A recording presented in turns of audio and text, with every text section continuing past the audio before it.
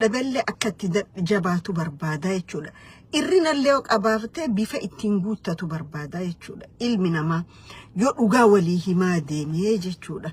Garuu yeroo hedduu dhugaa waliif hin himnu nuti wahuma ta'e cufatta harka dhooyinaa, wahuma cufa wajjin akka galaanaa oriinaa, waan gaafannuu gaafin of course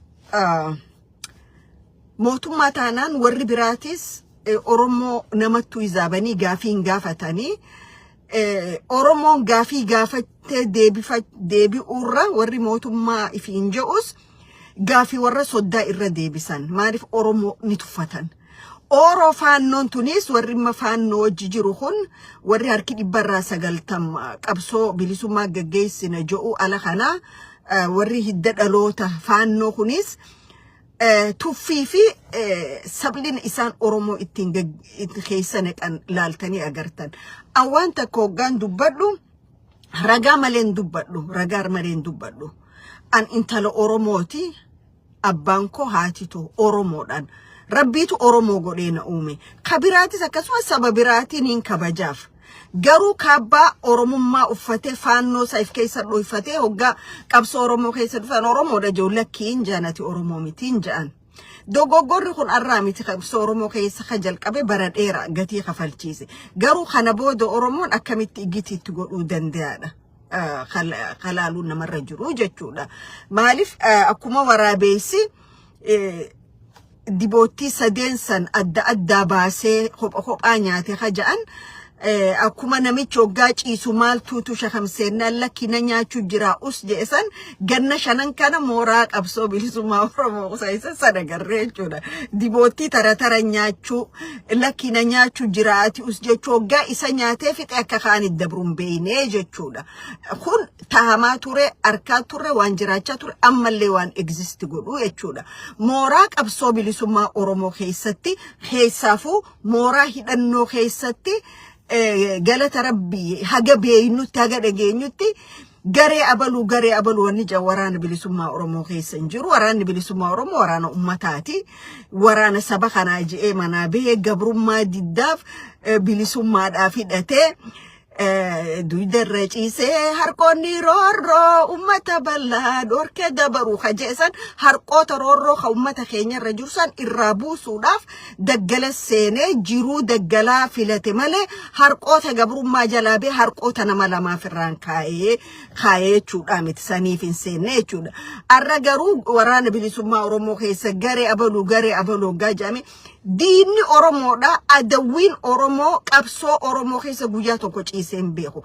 Akkuma amma dhageenyu diinni Oromoodha kadhiiga Oromoo lilmeedhaan waraannati si keessa ta'e qaroo saba kanaa galaafachuuf garee abaluu je'ee hoggaa dhiiga ilmaan Oromoo gannaqu agarraa jechuudha. Furmaanni maali?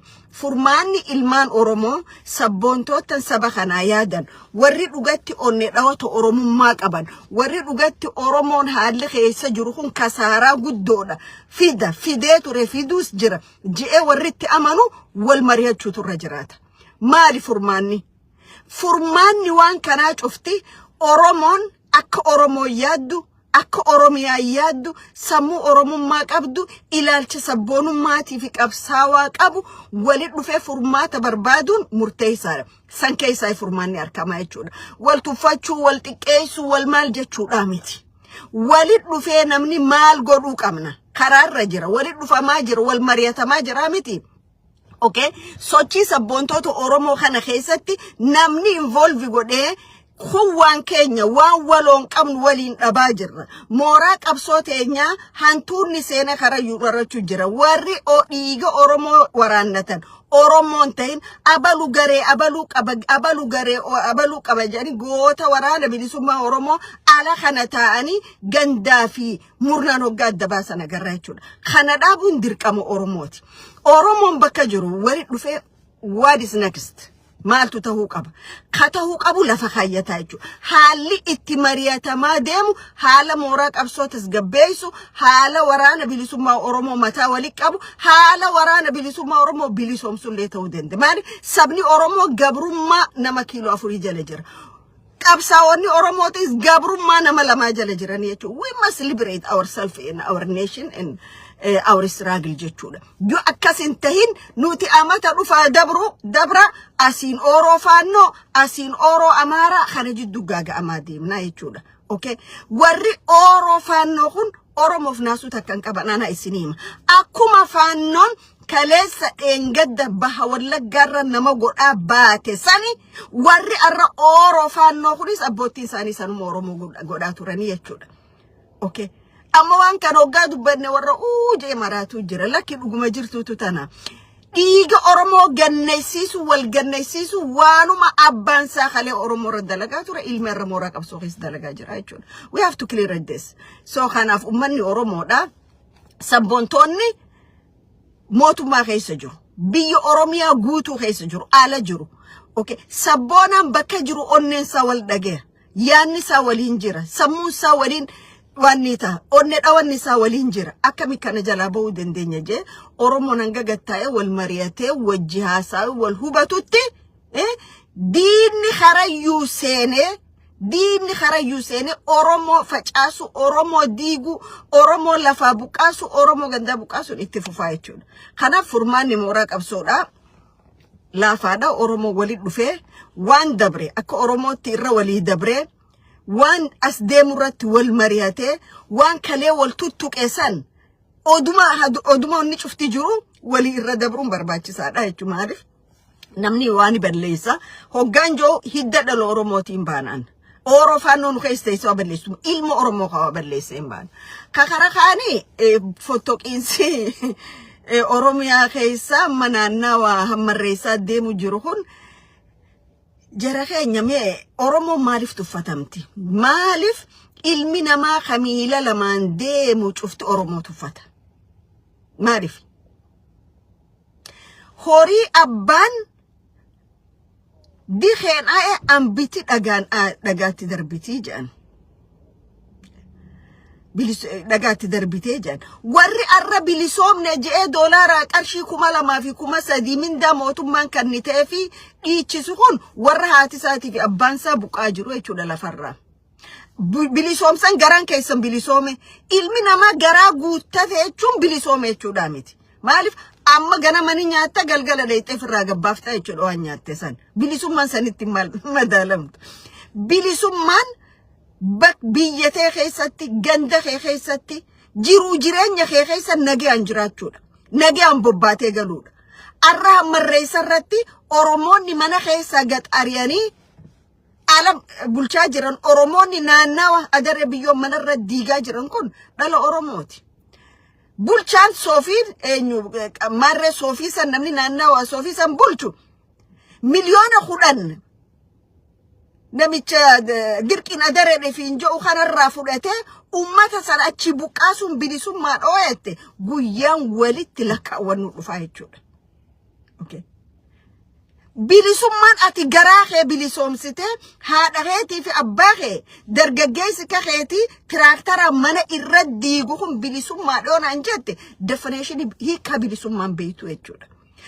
Bilisummaan ati beeytu hoggaa beelooyte nyaachuu. Hoggaa bakka takka dheeytu qarshii 1,000 2,000 kasii kannan kiisha kaayjette makiinaa yookaan xayyaaraan olii gaddeemu bilisummaan sun bira si bira tammanumaa jechuudha. Tanaaf ummanni Oromoo naannawa cufatti Oromiyaa guutuu keessatti buqqa'aa jira. Oromiyaa entire Oromiyaa keessatti garuu kabaha Oromiyaa kun ummata kalee daangaa Soomaalii irraa buqqee jiran. Daangaan Soomaalii kan irraa buqqee hin jiru. Ona jaarsoo lafa shiftoonni Ziyaad Barree humna weeraran irraa warra buqqee dhufee naannawa san qubate arra gurbaan baandaan adaree biyyootiin bulcha jiru kun ummata san irratti yakka hojjechaa jira jechuudha. Kaleessa gaafa qeeroon bilisummaa Oromoo naannawa san sheggoote qabsoo saba kanaa gaggeessaa turte. Ordiin Badrii deeraa warra isaanii keessa ture jechuudha. Maaliif yeroo san ulaagaa dhiirummaa hin guutu inni. Gaafa immoo aktiivistiin Oromoo biyya gale kadhaqee miila dhungatee Oromoodhaan waliin na araarsi jeen isaa jechuudha. Yeroon akkasanii hin dabartu jettee hayoo addu taate ati dadhabaadha. Yeroon akkasanii ni dhufti.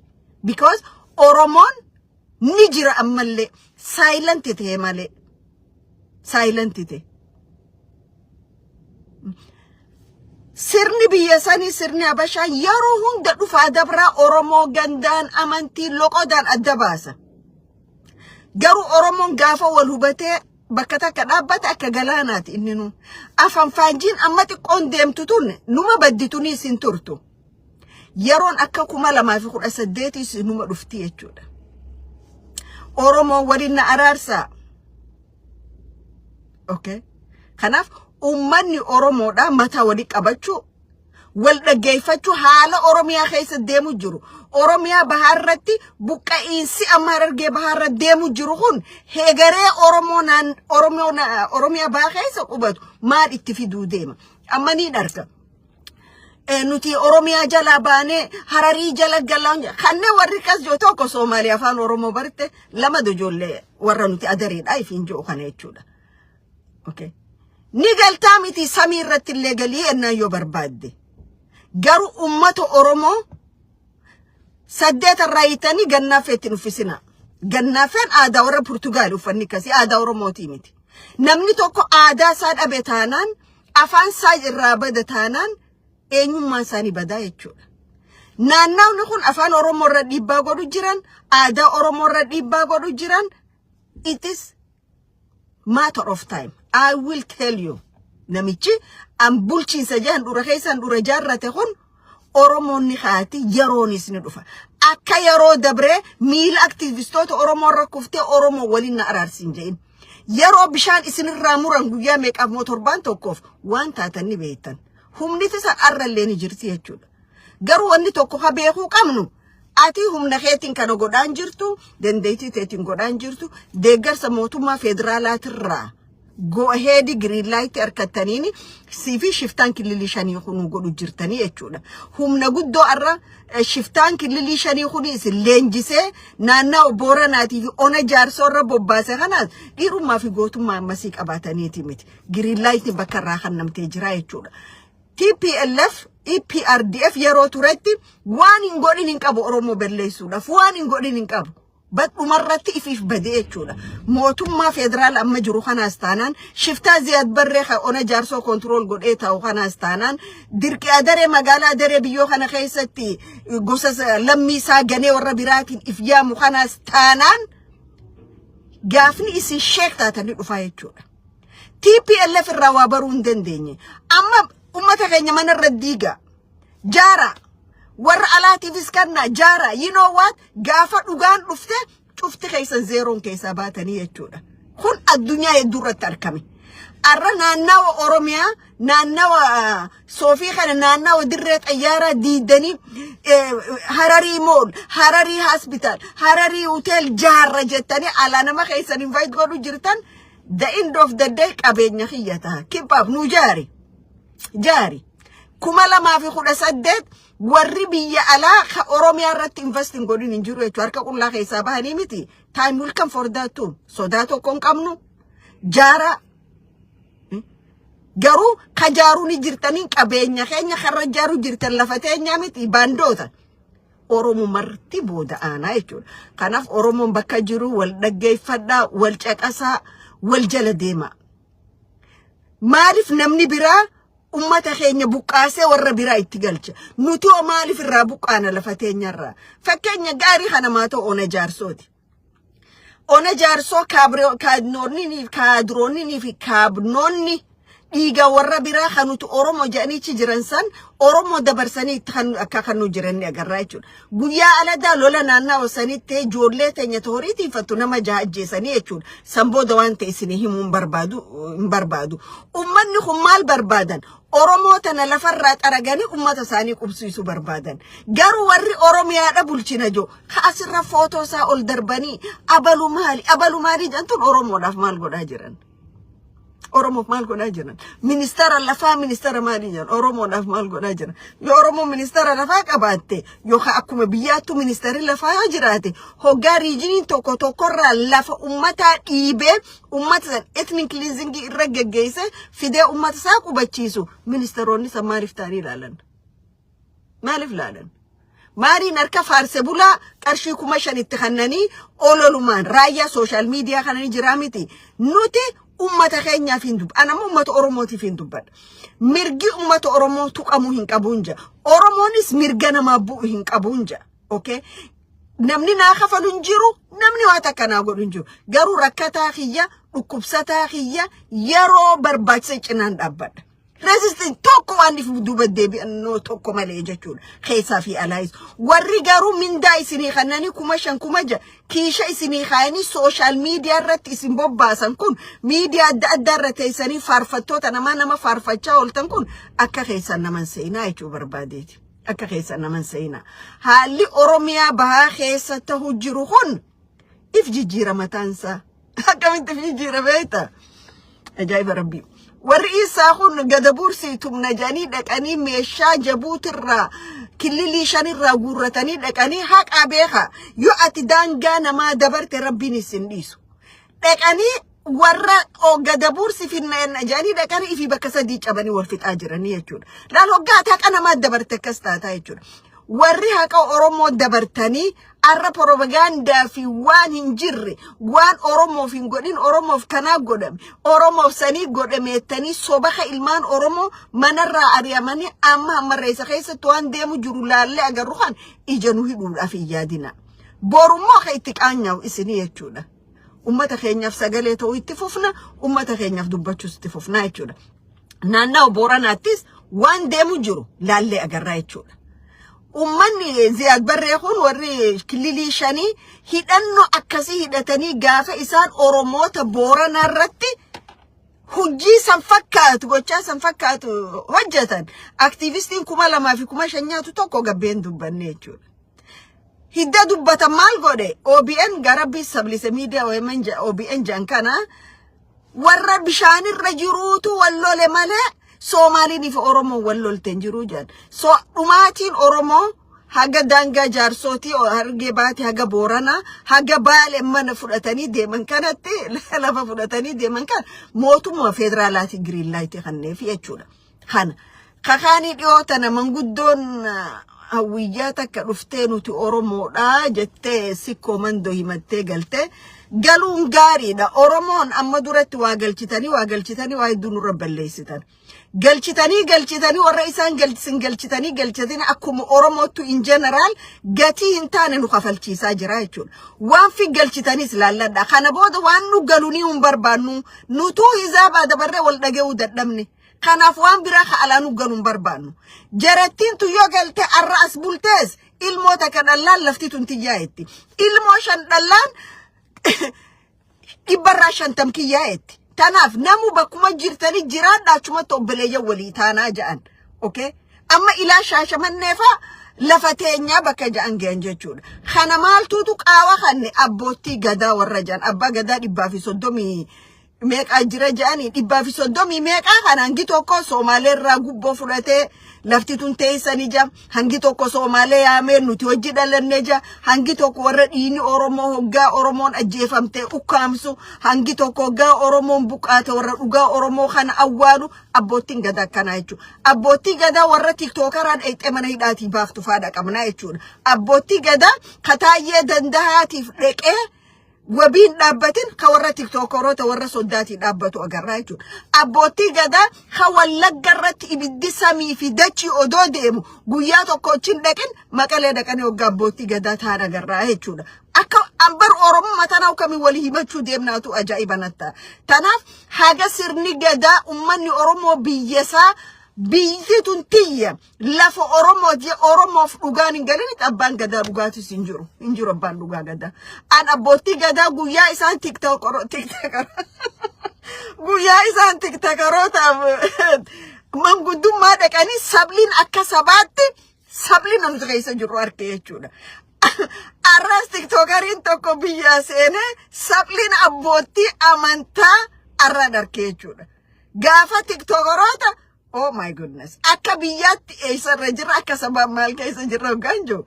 ومن ما جايب سيسو جرخين جبان ده جبانو موران كبسو بلسوما أورمو كل وداك أبدي ديبوتي سدي ترى نياتشونيس أموما إجاك أرودا ولا لودا كبا أورمو كيسايس خالاتيس والإيجاتشو داك أبانجا خانو ما خانين جو غارومان نمن دندين كينيا خانا بيتاني تنافوان أورمو غاو جتن غاري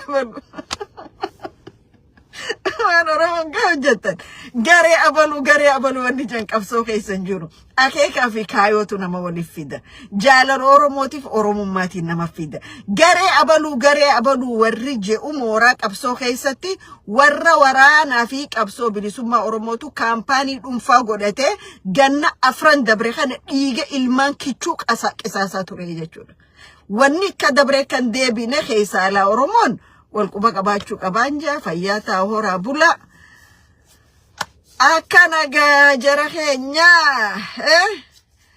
يا ست الستات ازيك يا عايدة امتى ترجعي يا حبيبتي وحشتيني قوي ان شاء الله بشوفك نجان جراد دا ويا قاري كمان ده السلام عليكم نجاتي